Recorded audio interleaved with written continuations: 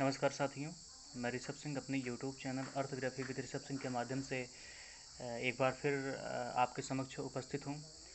जैसा कि आप सभी लोग जानते हैं कि मेरे यूट्यूब चैनल का नाम केवल अर्थग्राफी हो गया है। आज के हम अपने इस वीडियो में भारतीय संविधान की चर्चा करेंगे। द कॉन्स्टिट्यूशन ऑफ इंडिया सत्यमेव जयते। आगे बढ़ते हैं।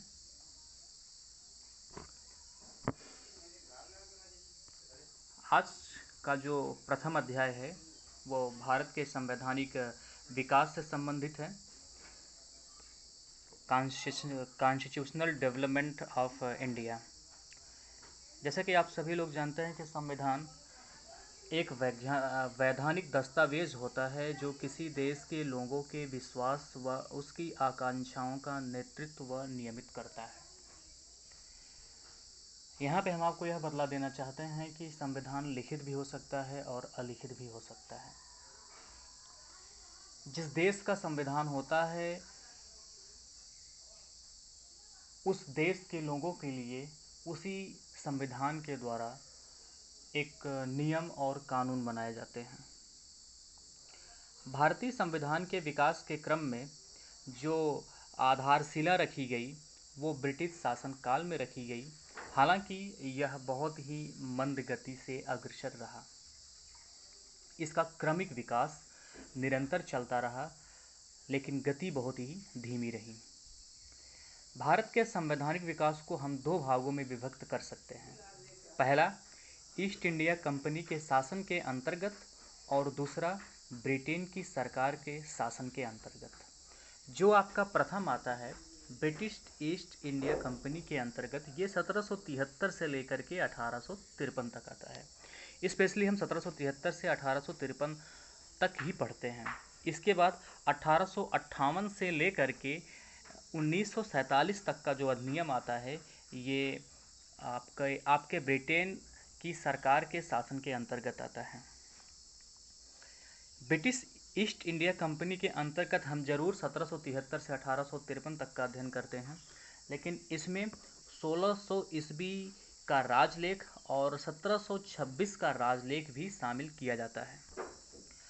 अब यहाँ पे 1600 ईस्वी का जो राजलेख है यह इसलिए शामिल किया जाता है क्योंकि प्रारंभ में ही ब्रिटेन की महारानी एलिजाबेथ द्वारा पूर्वी देशों पर शासन करने के लिए एक कंपनी की स्थापना की गई थी जिसका नाम था ईस्ट इंडिया कंपनी। आगे हम इसमें 1773 का रेगुलेटिंग एक्ट पढ़ेंगे। एक्ट ऑफ सेटलमेंट क्या है, पिट्स इंडिया एक्ट, इसके बाद 1786 का अधिनियम। ध्यान दीजिए, एक्ट ऑफ सेटलमेंट और पिट्स इंडिया एक्ट के बीच में हम एक डंडास अधिनियम पढ़ेंगे और एक फॉक्स का नियम पढ़ेंगे जो कि उतना महत्वपूर्ण नहीं था, हालांकि उसके कारण ब्रिटेन में सरकारें गिर पड़ी थी। इसके बाद 1793 का चार्टर एक्ट, 1813 का राजलेख, 1833 का राजलेख और अंत में 1853 का राजलेख। इन सब का अध्ययन हम क्रमशः करेंगे। भारतीय संविधान के संदर्भ में हमारा यह वीडियो निरंतर प्रतिदिन आप सभी लोगों को उपलब्ध कराया जाएगा। इस वीडियो से संबंधित आपके जो भी सुझाव हैं, जो भी आपकी प्रक्रिया हैं, आप हमें कमेंट के माध्यम से उपलब्ध करा सकते हैं या हमें बता सकते हैं। चलिए आगे देखते हैं हम 1600 ईस्वी का राजलेख। भारत का संवैधानिक विकास ईस्ट इंडिया कंपनी की स्थापना के साथ प्रारंभ हुआ। महारानी एलिजाबेथ प्रथम ने 31 दिसंबर 1600 ईस्वी को ईस्ट इंडिया कंपनी की स्थापना कर पूर्वी देशों में 15 वर्षों तक व्यापार करने का अधिकार प्रदान किया। और यह सब हुआ किसकी अध्यक्षता में? लॉर्ड मेयर की अध्यक्षता में। यहाँ पे पूर्वी देशों का जो संबंध है आपको हम मानचित्र के माध्यम से बताते हैं। मान लीजिए ये आपका विश्व का मानचित्र है। ये आपका उत्तरी अमेरिका है, ये आपका दक्षिणी अमेरिका है, ये आपका अफ्रीका है, ये आपका इंडिया है, ये इधर चला गया, और ये आपका यूरोप हो गया, ये यूरोप है। अब ब्रिटेन वाले कहाँ बैठे हैं? यहाँ पे बैठे हैं, महारानी एलिजाबेथ जी यहाँ पे बैठी हुई हैं।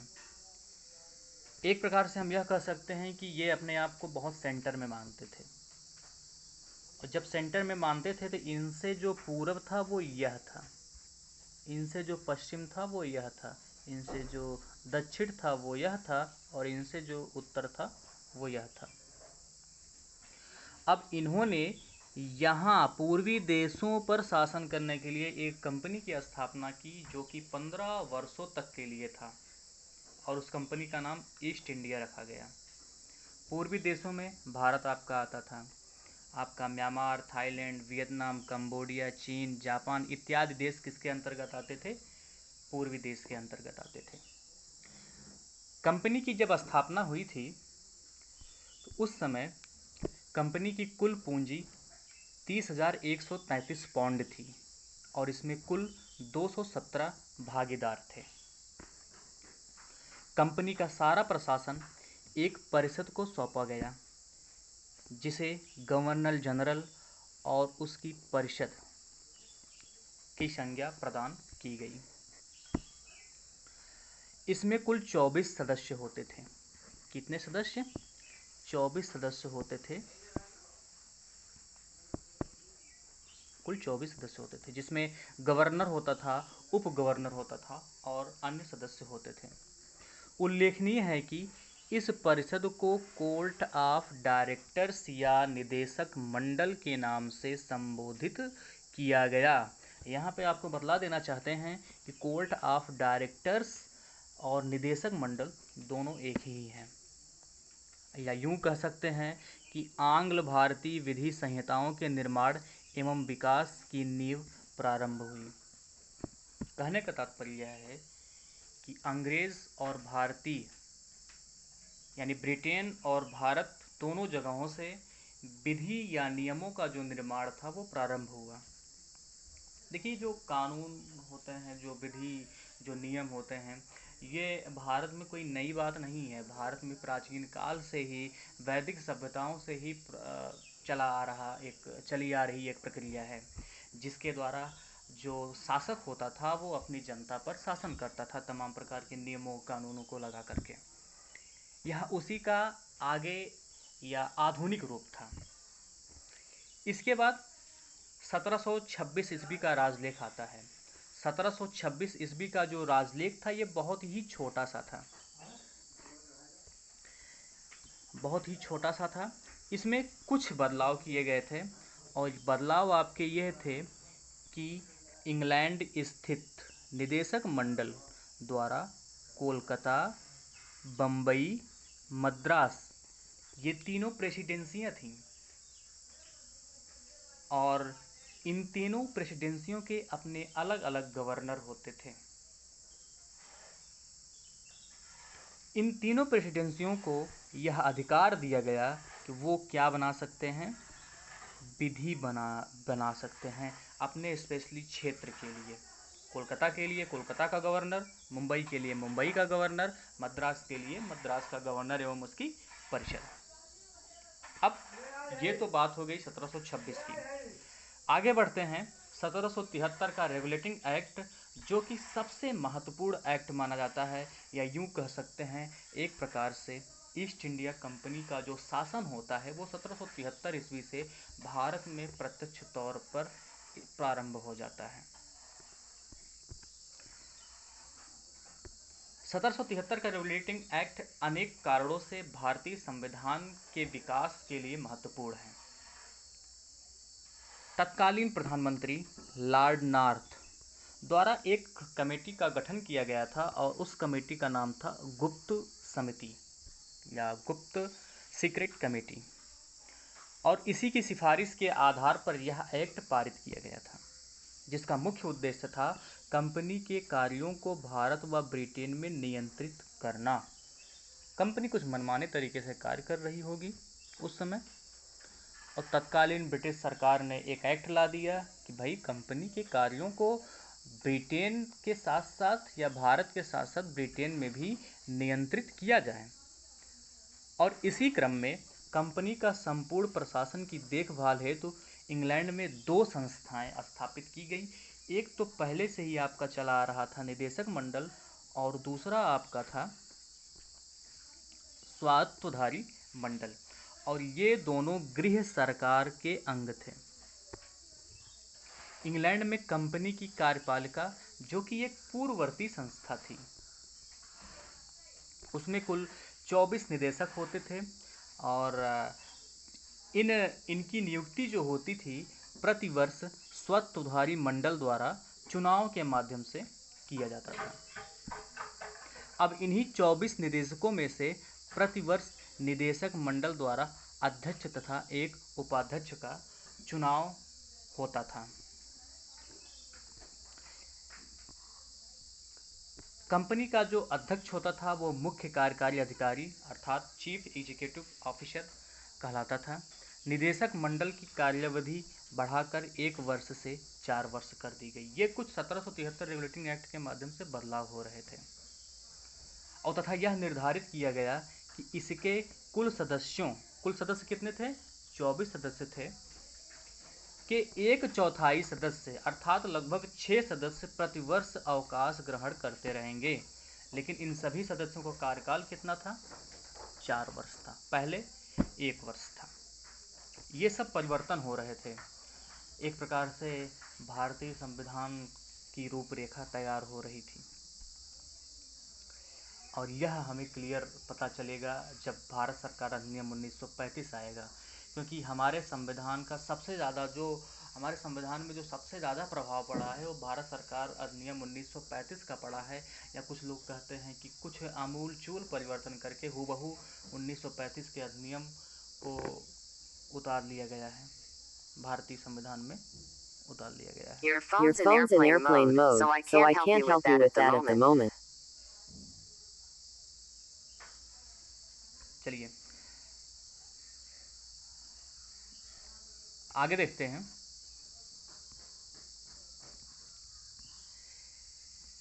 भारतीय परिप्रेक्ष्य में किस प्रकार से रेगुलेटिंग एक्ट महत्वपूर्ण था?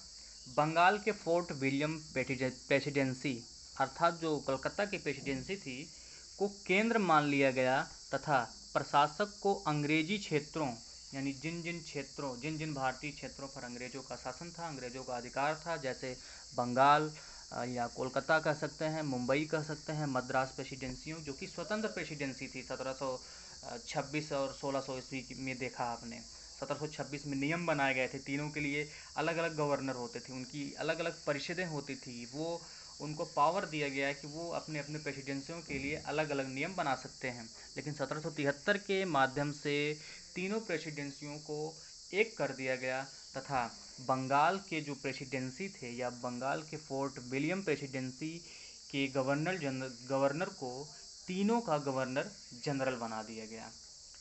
इस प्रकार से जो सबसे पहला गवर्नर जनरल बना वो वॉरेन हेस्टिंग्स था, प्रथम गवर्नर जनरल।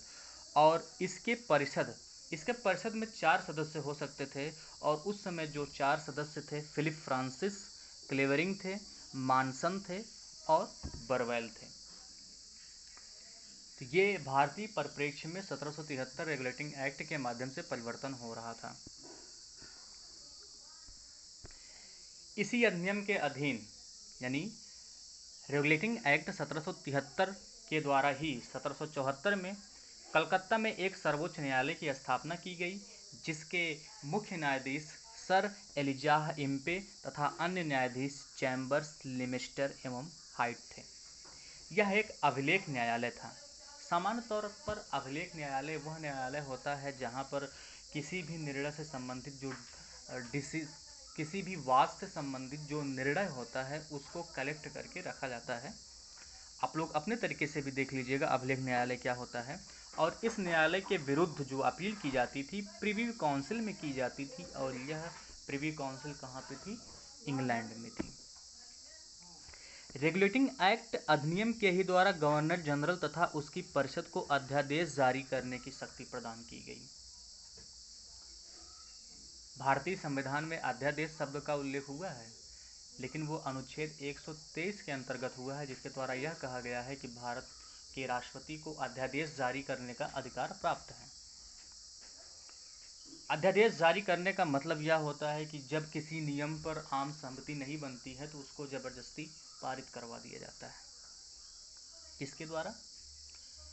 यहाँ पर तो किसके द्वारा पारित हो रहा था? गवर्नर जनरल तथा उसकी परिषद के द्वारा पारित हो रहा था। अध्यादेश का मतलब होता है सामान्य तौर पर जब मानसून सत्र ना चल रहा हो या जब संसद का सत्र ना चल रहा हो और कोई ऐसी समस्या आ जाए हमारे सामने कि उस पर नियम और कानून बनाना बहुत ही ज़रूरी हो जाए, तो राष्ट्रपति के द्वारा एक हस्ताक्षर करके ऐसे कानून बनाए जा सकते हैं। और ऐसे कानूनों की जो मान्यता होती है 6 महीने होती है, माफ़ कीजिएगा, ऐसे कानूनों की जो मान्यता होती है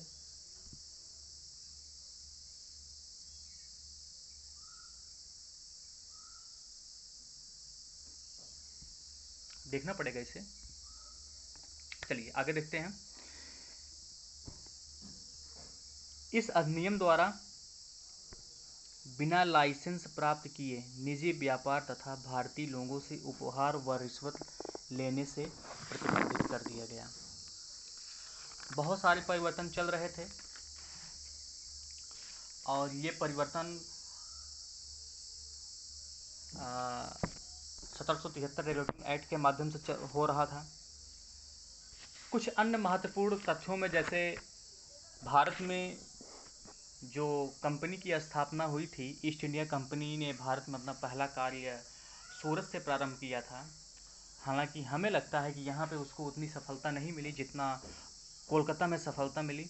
इसी कारणवश अंग्रेज़ों का जो पूरा सेंटर था वो कोलकाता की तरफ चला आया और कोलकाता एक प्रकार से पूर्वी देशों के केंद्र में था।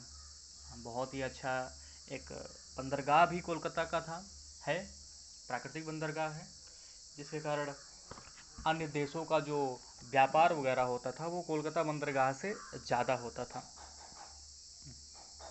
आज के वीडियो में हम इतना ही देखेंगे। हम अपने अगले वीडियो में जो 1773 रेगुलेटिंग एक्ट में कमियां थीं उसकी चर्चा करेंगे। एक्ट ऑफ सेटलमेंट 1781, डंडास अधिनियम 1783, फॉक्स का भारतीय विधेयक 1783 और पिट्स इंडिया एक्ट 1784 के माध्यम से करेंगे। आपसे निवेदन है कि आप मेरे इस वीडियो को अधिक से अधिक मात्रा में शेयर करें और जो आपके उपयोगी सुझाव हैं वो हम तक उपलब्ध कराएं। धन्यवाद।